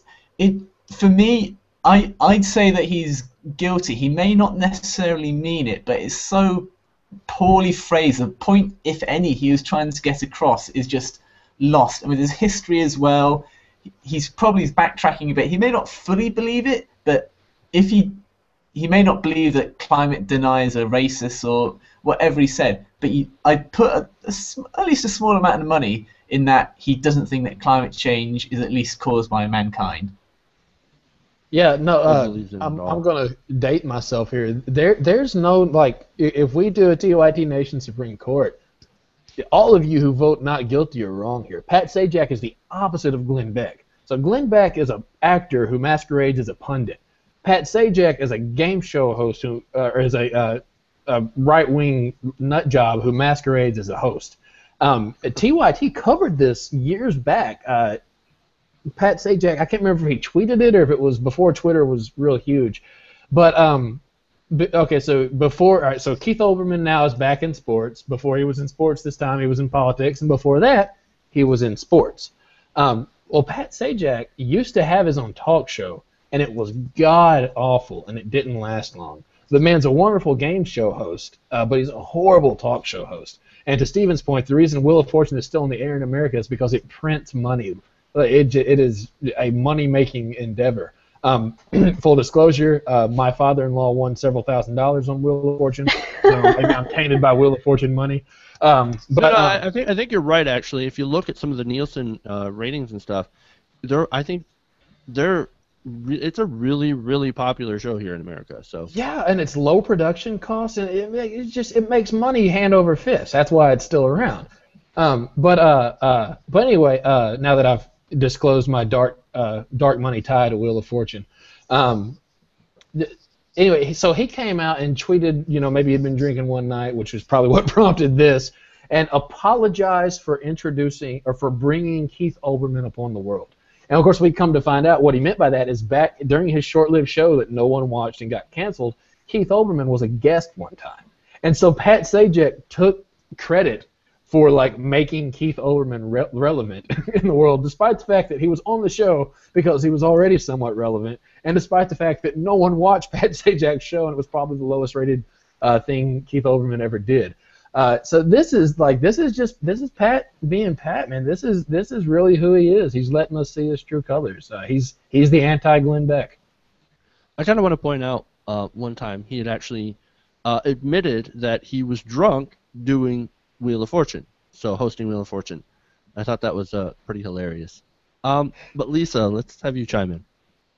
Well, as you guys said, he definitely does have a history of this. He has a history of being a climate change denier, and then he also tweeted some criticism against Michelle Obama for supporting the Bring Back Our Girls hashtag. So he clearly does have a history of being a little bit of a right-wing nut job, but I think it really brings up an interesting point, which is that when you're in the public eye for a reason that has nothing to do with policymaking, with politics, what sort of responsibilities do you have within that arena? Now, it's one thing to use your fame or to use your public voice for social good, for a lot of campaigns. Obviously we see a lot of celebrities joining on to things like the, oh gosh, I can't remember the name of it right now, but where you, the pro-LGBT rights, where you paint on your face, and all sorts of other campaigns that we see celebrities joining on to. But that has a very different vibe than just kind of spewing nonsense and, as he himself said, poking the hornet's nest. So I would like to see Wheel of Fortune hold him accountable in some way. I'm not saying that people who have a public life in one arena should have no outlet for their personal views, but when you're the face for a show and you're bringing in a lot of viewers and you have a lot of fans, I think that you do have a responsibility to those fans to at the very least be a calm, sane, rational human being, if nothing else. Right, and I want to go into an example of a couple of the things that he has tweeted in his history. He sent one that said, quote, "Help, climate changing, must send money to lots of places, a lot of money, hurry, time is short, not kidding." Of course, obviously lots of snark. And then there's, quote, "My interest in Al Gore's pronouncements could fit into a gnat's navel and still leave room for a liberal's sense of humor." So he's definitely, going after liberals. And hey, that's fine. If you want to make fun of liberals, go ahead and do it. Make fun of me. I don't really give a fuck, right? But what I want to get into is when you do a little digging about on Pat Sajak, you find that he, of course, gives lots of money to Republicans. Wow, didn't see that coming, right? A rich old white man runs a game show and is watched mostly by old people. And this goes back to what you were saying, Lisa, about the demographic, about the people that watch it. The average viewer of Wheel of Fortune is 65. And that's according to Nielsen ratings from 2013. All right, so do you know what that kind of reminds me of? That reminds me of the Fox News demographic. It almost directly correlates. So you've got the Fox News demo also tuning into Wheel of Fortune. So if you think about it, it's not too, and I'm not sure if I completely buy into my own argument, but it's not too hard to see that maybe he's also playing that character because that's what his audience wants. But or at least that's the reason he can get away with it, maybe. Right, and there you go. And that's why I think that he's guilty. I think he's totally a climate change denier, and definitely meant it. He does not like liberals. He does not believe in climate change, and he likes to stir people up because he is basically trolling. He's trolling. And all that being said, let him go. He's the host of Wheel of Fortune. I don't really care. I don't think he should be punished by whatever channel covers Wheel of Fortune. It's probably CBS, right? They're the old people channel. Like, just let him go. He's the host. It's his job to tell the girl to take letters off the board. That's it. Is that Wheel of Fortune? The letters one? Close Yeah. enough. Sean. Yeah, Close I think enough. that is. Yeah, Man in White. And every once in a while we get We are so young. We are not part of that demographic that we don't even know what Wheel of Fortune the fuck is. Well, every once in a while, his show brings me a clip of some idiot college kid who can't get the most obvious word. So I say, let him go. And okay, one of the all-time great South Park jokes. Yes. Yeah. I mean, it always pains me to agree with Sean, but yeah, he shouldn't suffer. Certainly, kind of the TV station that he's on, they shouldn't directly punish him. If he happens to have young viewers, then they're not going to like any anti-intellectual, tweets and personalities on TV. So they'll stop watching the show. And as you said, maybe he has most part of his audience are kind of older white people. So it's not going to affect his audience too much. But in the long run, those people they'll live in their dark anti-intellectual corner on the fringes of society and they'll die out. So you can just let him be. Those sort of people would die out. If he says something really egregious and targeted someone directly, maybe there should be some consequences. With this anti-science, anti-intellectual, kind of left-wing bashing, let them get on with it. Those mindsets will fizzle out and die in the next couple of generations. So But here's the other piece of irony, though, too, is that it might be the older viewers who are watching him on TV, but it's the younger people who are on Twitter. So the older people are maybe not even knowing about all this crazy right-wing stuff that he's spewing. It's the younger people who are going to see it and get up in arms about it. So this base that he's trying to pander to isn't even seeing what he's tweeting in all likelihood. I have a serious question, and since I think we can all agree that Lisa is the smartest person in the room, maybe she can tell us this. So the tweet is, I now believe global warming alarmists are unpatriotic. Okay, so that's typical talking point. It's un-American, apparently, to want to save the world, or that America is part of. But why are they racist? Like, do we know that? Like, what is the obviously it's flawed reasoning, but why does it? Is there something I'm missing? How is it racist? No. What he's doing is that he's trying to parody what liberals supposedly say to people who are anti-science. Like, you're unpatriotic since you don't, since you don't believe in climate change and want to do anything. Yeah, I'm not buying that. That's half true. I hate to say it, but let me hear what Sean has to say. First of all, I'm the smartest. No offense, Lisa, because I know we're all in different rooms, and Jordan's the dumbest because he didn't figure that out. But yeah, the racist thing is actually an overly convoluted talking point, and I'm sorry that you guys are going to become familiar with it. But basically, what they're saying is that white liberal elites here are preventing the third world from having industry, and that's basically racist. Okay. No, so exactly. So it's idiotic, but at least I understand. Okay. Thank you, Sean. I really don't think he's smart enough to make that point. He's a game show host. I don't know. I'm just talk show. That's a go-to talking point for right wing. How many times do you hear the phrase limousine liberals, white guilt, yada yada yada? Like, anytime you try to advocate for the minority, if you're not the minority, they tell you're racist for advocating for the minority. So you know what, Sean? Thank you so much. You've answered my question. Look at that. Sean is the smartest person in the room. Lisa, let's not get carried away. That's the first time and probably the only time anyone will ever say that. You better not edit that out, Jeff. You know I will. Learn how to edit and do it yourself. Sean's going to make that into his own YouTube clip. Like, there's going to be a clip of Lisa saying that. We're going to have our first TYT soundboard. That's going to be his entire channel. He'll just make a channel of I am smart and just post that video over and over again. Maybe auto-tune it a little bit, you know what I mean? Yeah. I could see it happen. All right. So does anybody have a sort of a final closing thought, or should we move on? He's crazy. But I appreciate the money he gave my father-in-law. Well, there you go. We'll end on those two notes and go to our final story, how apparently Obama thinks he's God and can control the weather. What? We go into it. Texas Senator Dan Patrick was fielding questions during a recent debate. Now, he was asked about whether he supported President Barack Obama's plan to fight climate change. Senator, take it away.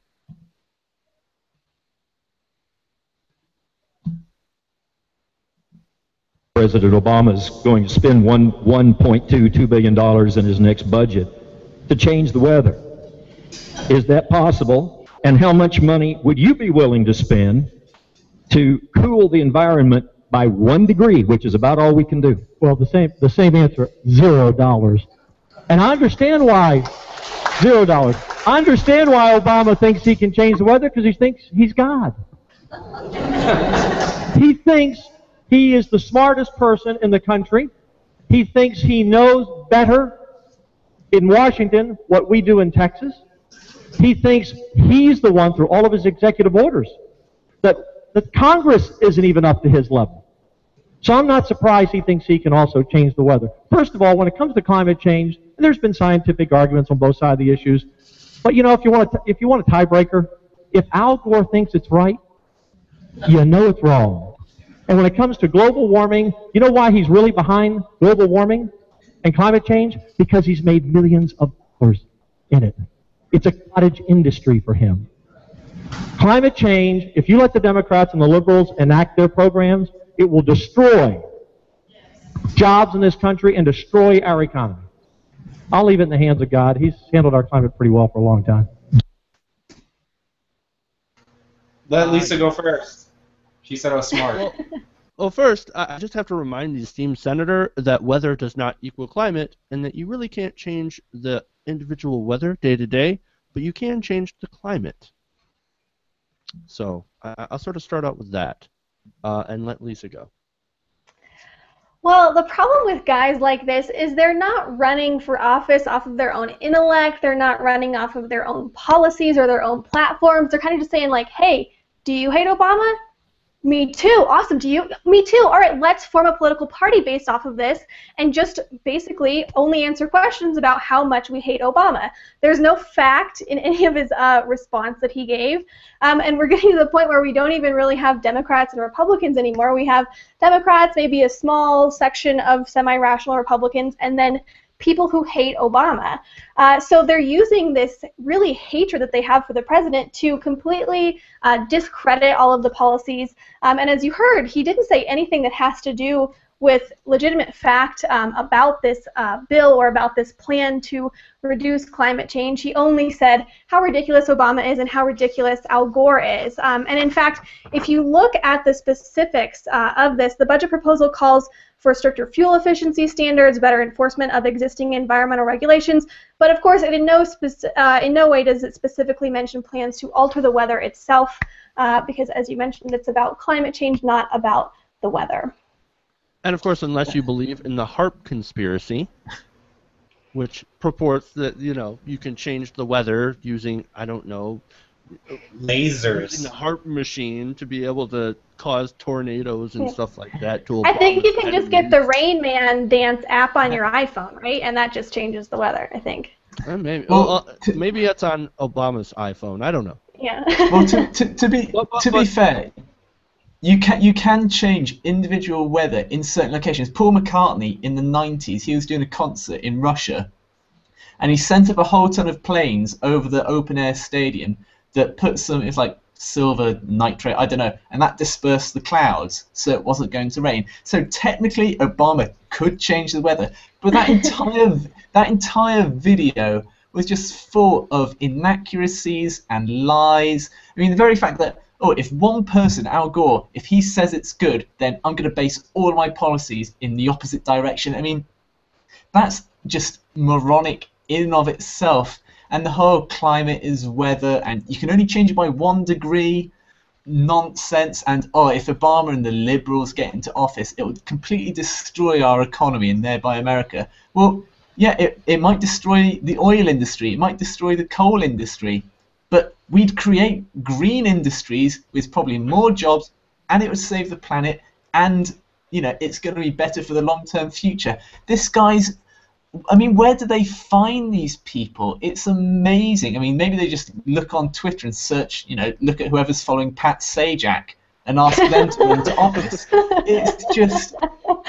It's amazing. And the fact that people were clapping him as well. I mean, I know it had a Tea Party banner in the background, so most of the people in that audience were favourable towards him or those sort of viewpoints. But anyone who clapped him in that audience, I don't want to meet them because they're anti-intellectuals and completely stupid people as well. It's really sad to see, though, people clap for that. But to get to another point is even though you can't really change individual weather events, you can change the climate over long periods of time, and we have done that already. And let me just show you this chart. Look at that. That's global temperature and CO2. And if you can look at that and see, that is a huge spike in global temperature correlating with, of course, the carbon emissions. So, yeah, you can change the climate, and that's how. Yeah, and but look, only 3% of scientists don't believe that, so therefore, who knows? Jeff, Yeah, do you that was one of his other statements. Do you really think that Texan is going to be able to understand a chart that goes two different ways and has colors on it? Come on, what are you doing? But I think we're glossing over the biggest lie that this guy told in his entire speech. He said, "How much money would you spend to control the weather? If it was doable, whatever it costs. That's an awesome power." He said zero. That is an outright lie. I would definitely spend a lot more than $0 if it was doable to control the weather, or at least lightning. Like HARP. Apparently, Sean, you're in favor of HARP. Oh yeah, well that HARP is real, obviously. It moves clouds with the lightning antennas, radio waves. Science. Alaska. That's where it's located. But and actually, the Pentagon is talking about shutting that down. By the way, so you're going to have to conspiracy theory people. That's what they want you to find think. Another conspiracy to latch onto, and you can of course always wrap your head in tinfoil. Or you know what? They want wrap your entire body in tinfoil, just in case. But no, his final statement, and this is something that kind of gets to me, and something that I want to address with Jordan. He says, well, I'm going to leave it up to God. He's done a pretty good job with the climate. And the way that I look at that is that's pretty much a very intellectually lazy, which doesn't surprise me at all. Because it absolves him and everyone around him of any responsibility for the climate. It's saying, I'm lazy, I could fix this problem, I could do the funding to help fix this problem, but I'm too lazy, I'm too cheap, I'm too stupid and ignorant to address this problem, so I'm going to let my imaginary sky god do it, which is pretty much the same as throwing your hands up and walking away as the world burns. And that just irritates me so much. And that's why I wanted to show this video. Well, it irritates me a lot more as someone who doesn't believe that the being in question is an imaginary sky god, because it's throwing up your hands and walking away in opposition to the God that you supposedly believe in. The first commandment given to human beings in Christian scripture, there in the garden, it's not to worship God. It's not to hate gays. It's to fill the earth and subdue it. Literally, the us being co-regents and caretakers of creation is the first thing that's attached to humanity being created. And then, of course, throughout the rest of Scripture, that gets clarified and expounded upon as being responsible with creation, not abusing the hell out of it. Pardon the figure of speech there. Yeah, this guy is just so. From a religious standpoint, he makes no sense. Then from the whole argument about he's against this because there's so much money in it for him. Whenever that's exactly what the people who are for it, or like the reason why the Koch brothers fund so many things, that try to stop environmental reform initiatives are because that they make money off the status quo. And then the other thing, I want to, Stephen brought this up, and I just want to hammer on it a little bit harder. All I do, this is killing jobs, it's killing the economy. Let me address that both in theory and with a real-world example. All right, first off, it's not going to kill a single job, and here's why. For better or worse, I don't know if this is a human thing. It's certainly an American thing. My suspicion is it might be a human thing.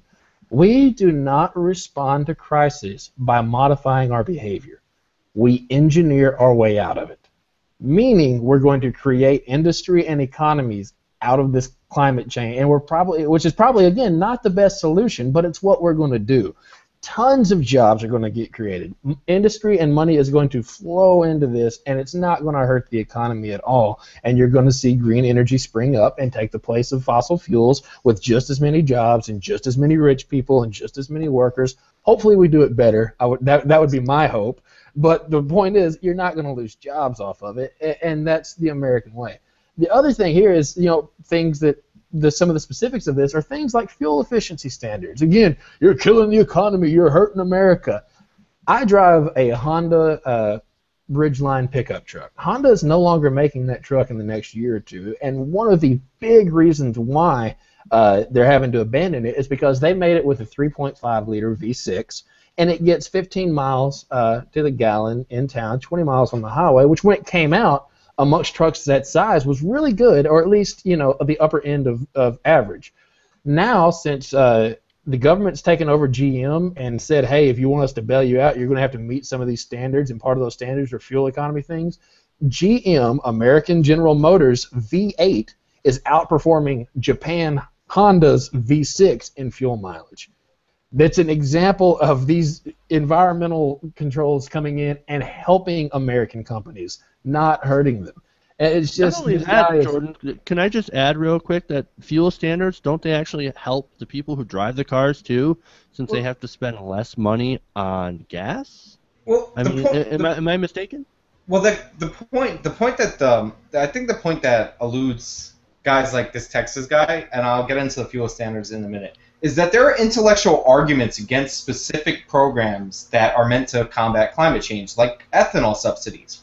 We put all our eggs in the ethanol basket, I don't know how many years ago. We found out that it doesn't work. It's not even more carbon, it's not even carbon neutral. It's actually no. Sorry, Sean, I know you're making a good point. I got to cut you off.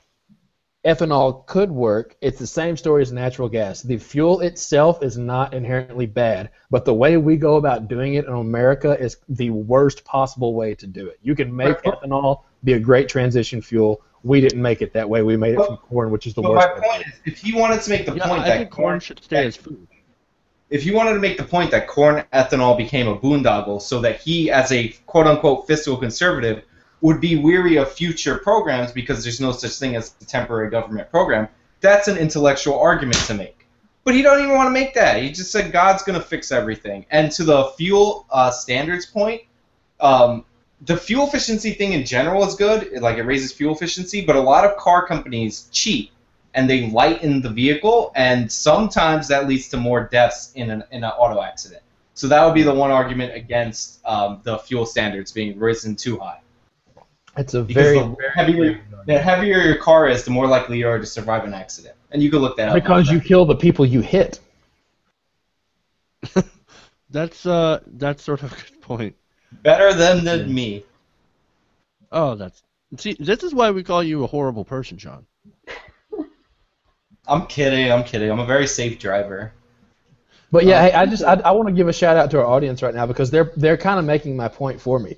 The answer here, and I'm the guiltiest person in the room of this because I'm in the South where no one takes public transportation, myself included.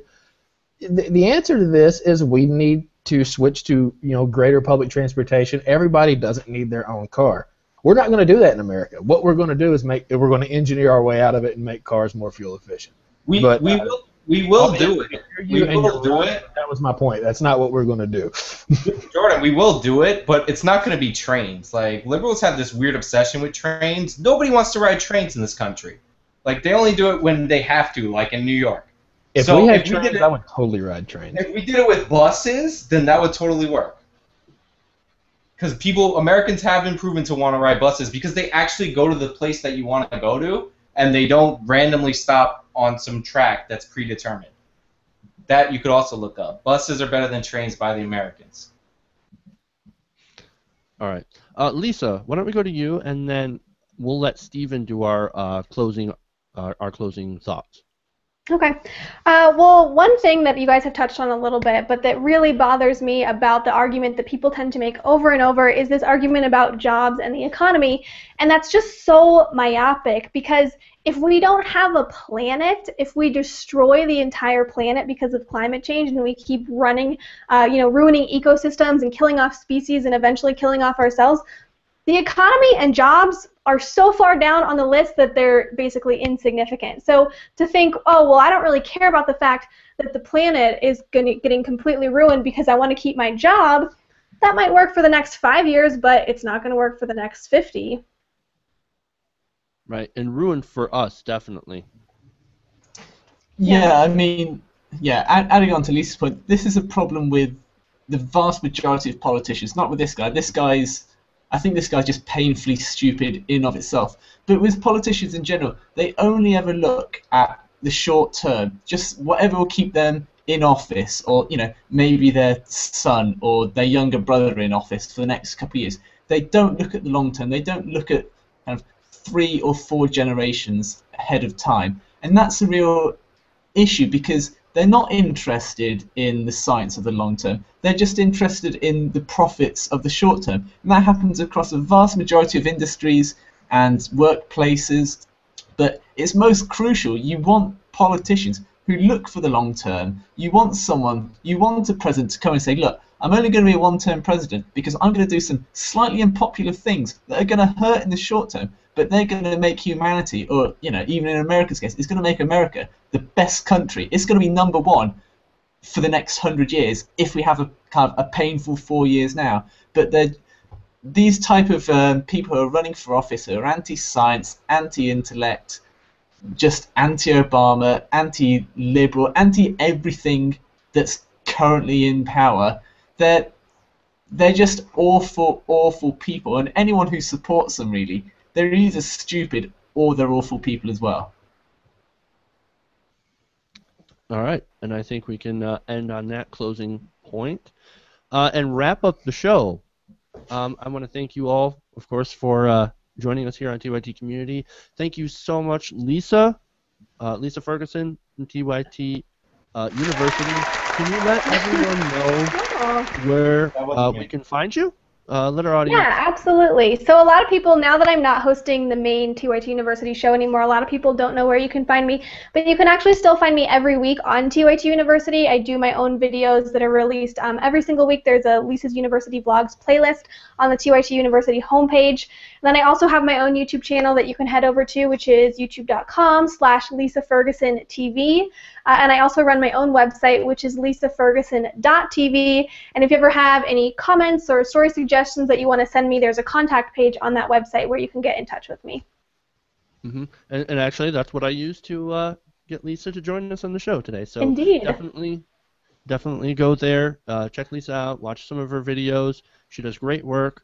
I want to thank you so much again for joining us here on TYT Community. Thank you. Yeah, it really was my pleasure.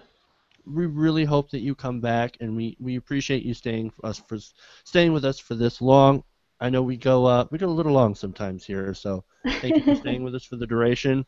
I just want to do a few plugs, of course, for our Facebook page. If you can go like us on Facebook at www.youtube.com/TYTNation. You can follow me on Twitter at TYT Community and at Jeff's Politics. I'm going to do a couple of patron shout-outs since we haven't done that. Thank you to Christopher Keith Brown, one of our patrons, Ryan Jacob Smith, and Jules Frazier. Thank you guys for supporting the show. We really appreciate you guys. You guys keep us going. You help us out. And you guys helped actually get this green screen working with your donations. So really thank you so much. We'll be back, of course, tomorrow night for the Social Justice Hour, normally hosted by my co-host Rhiannon Avenine, although I am taking over for tomorrow, so we're going to have some excellent social justice stories. Make sure to tune in. Go to our Facebook page. We'll drop in the link.